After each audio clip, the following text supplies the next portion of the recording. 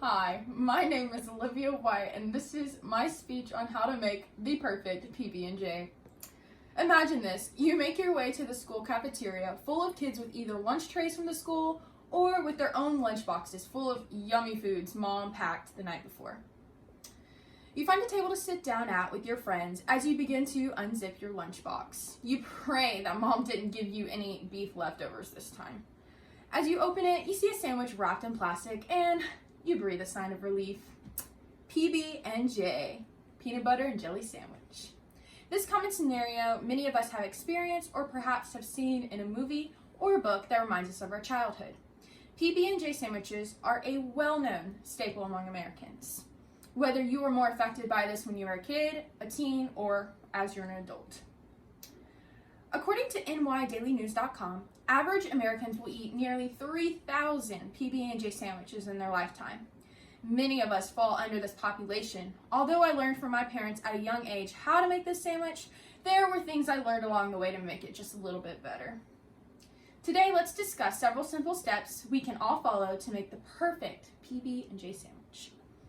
These are steps designed based off my knowledge and my experience to share with all of you. The first step in making the perfect PB&J is to gather all the ingredients to personalize your sandwich.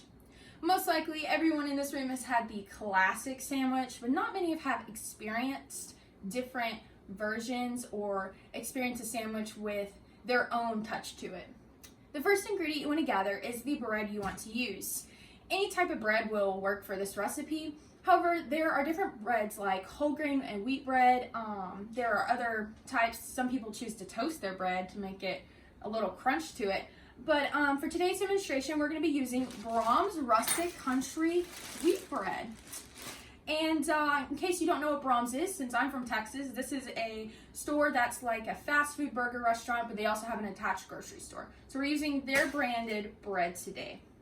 The second ingredient you want to gather is the peanut butter. Whether you like Peter Pan branded peanut butter or maybe you like something a little more natural and organic, any type's going to work for you. So today we're going to be using the Always Save creamy peanut butter. And if you're balling on a budget, you will find this in any grocery store for cheaper than any other peanut butter. So next, you want to pick out the type of jelly you're going to like.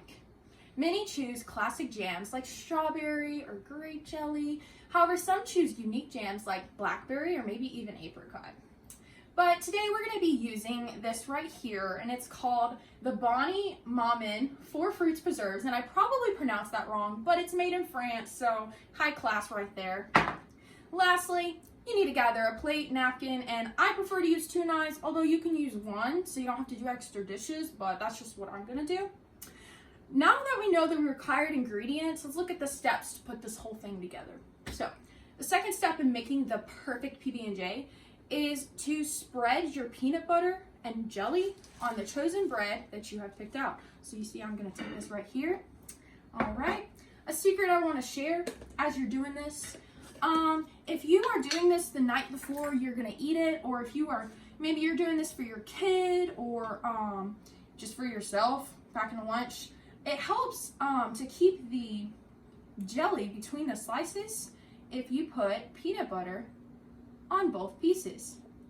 So today I'm taking about 1 to 2 tablespoons of peanut butter on my knife, and I am spreading it evenly among the slices of bread, depending on how much you like. I'm not a huge fan of this peanut butter, so I don't like to put as much maybe as other people. And another quick tip to making this more perfect is heating up your peanut butter in the microwave, and that will make it more creamy when you spread it on. Today I'm not going to do that, but that's just another tip because I know all the tips to make it perfect. So next, you are going to want 1 to 2 scoops of jelly, but I'm only going to do this on 1 slice because you don't want your bread to be soggy. Like I said, that's why I put peanut butter on both slices, so 1 slice won't be soggy if you leave it in the fridge overnight. So we're going to grab our other knife right here, and we're going to put this in our jelly. So I'm going to put it on this slice right here, and that seems like quite a bit, but you kind of eyeball it. You don't have to do exact measurements for this type of thing. So I'm going to spread it right on top of that peanut butter right there. Be careful on the amount you put, like I said, especially if you're traveling. You don't want it to be like super messy and getting everywhere and get all over your clothes. So spread it just like that.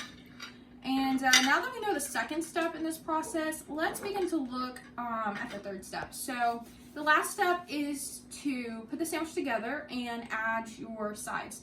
So we're gonna press these two slices of bread together to avoid having peanut butter and jelly to run everywhere. You're gonna wanna do this step quickly. So you take both slices at the same time. So you can see I kind of have them like this right here. And you just kind of do it quickly, so like that. You can kind of press on it, whatever. So lastly, it's time to enjoy eating our sandwich. Some choose to cut this in half. Some choose to make triangles out of it. I'm gonna leave mine whole for today. So I'm just gonna leave it right there. Many pair this classic dish with chips, soda, or eat it right by itself. Personally, my family likes to get a big old glass of milk and eat this to help the peanut butter go down better. Or maybe we'll eat some potato chips or something like that along with it. As you can see, the steps to making a PB&J are quite simple and leaves much room for personalization, whether you choose to toast your bread or heat up your peanut butter, use more peanut butter to jelly ratio. If you want to use different types of bread, you can really go all the way with this thing.